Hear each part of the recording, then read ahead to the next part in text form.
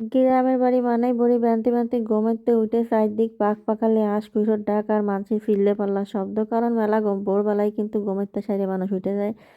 আসসালামু আলাইকুম, সকলে কেমন আছেন? গাপটি মারি একটু ঘুমা থাকতে পারলাম, তা আর হইল না। নাইকেল কোরাইনের খুসখুস শব্দে ঘুমটা ভেঙে গেল। এদিকে আমার বাড়িতে তুত্তুরানি বুড়িটা তুত্তুর করে আটতে আটতে চলে আসছে তার দাদার কাছে। এসে তার দাদার খোঁজ করতেছে, আমাদের জিজ্ঞেস করতেছে, দাদা দাদা দাদা কোথায়? সে তার দাদার ঘরের দিকে আগায় যাচ্ছে। আমি আবার বললাম দাদা উপরের দিকে। তো সে আবার উপরের দিকে তাকায় দেখতেছে তার দাদা কোথায়, কারণ তার দাদার কথা সে শুনতেছে কিন্তু সে দেখতে পাইতেছে না। তো এদিকে আবার এই যে লাউ ভাজিটা কাটতে দিচ্ছে, ভাজি করে রাখতেছে রাতের জন্য। আরও মাছের ঝোল টোলও করে টরে রাখছে রাত্রে খাওয়ার জন্য। আর সকাল দুপুর মিলে আজকে চলবে একেবারে ঢালাওভাবে খিচুড়ি আর ডিমের ভাজা। তো এই যে কচি একটা লাউ ভাজতেছে। এদিকে আমাদের পুসপুস শোনাই, পুসপুসের কথা কার কার মনে আছে? আমাদের ঢাকার পুসপুস, সে কিন্তু এখন গ্রামে থাকে। তাই এই যে পুসপুসকে নিয়ে আসছিল, শাসে কিন্তু আরো দুইটা বিড়াল, সে মা আর মেয়ে মিলে খেলাধুলা করতেছে। এদিকে আমাদের খিচুড়ি কিন্তু একদম রেডি হয়ে গেছে। এদিকে আবার একটা ঠাসা মেরে দেখতেছে খিচুড়ি ফুটছে কিনা। যেহেতু প্যান্ডেল সাজানোর লোক বাড়ি ঘর চলে আইছে, ওই জন্য তাদের জন্য খিচুড়ি রান্না করা হচ্ছে, সাথে আমরাও খাবো। বাড়িতে বেশ কিছু লোকজন এখনো বাদ বাকি সুয়ারি টুয়ারি তারা কেউ আসে নাই।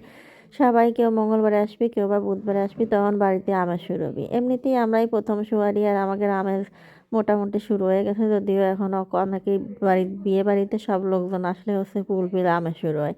তা আজকে তো সাজগোজের বিভিন্ন কাজকর্ম দেখা যায় শুরু হয়ে গেছে, যেহেতু প্যান্ডেল সাজাচ্ছে, গায়ে হলুদের মঞ্চের সামনের কিছু সাজগোজ সব কিছু মিলে চলতেছে।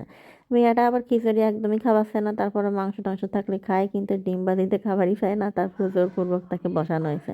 2 দিন ধরে মাংস খাচ্ছে, আর কতবার মাংস খাওয়া যায়, কিন্তু সে খালি মাংস আর মাংস। এদিকে আমার ভাই মেয়েটাই দাদার সাথে যাবি দেখে এখানে গোদরে বসে রয়েছে।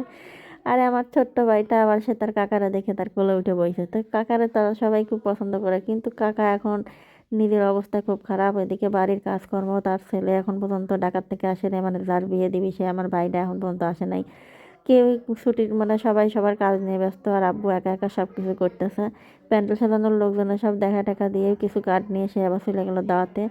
এদিকে আবার যে গায়ে হলুদ দেওয়ার জন্য যে হলুদগুলো লাগবে, আমাদের পুকুরে সারাই কয়েকটা হলুদের গাছ ছিল, শুকায় গেছিলো। তো ওই গাছ খুঁজে খুঁজে আবার হলুদ দিতে কুড়াইতে খুঁজে খুঁজে উঠে থুয়ে দিতেছে।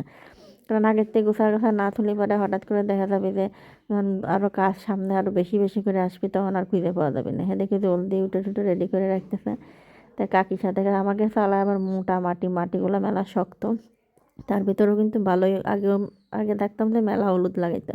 এখন আর হলুদ মলুদ তেমন একটা লাগাই না, মাঝে মধ্যে 2-4খান গাড়ি গিরে থই।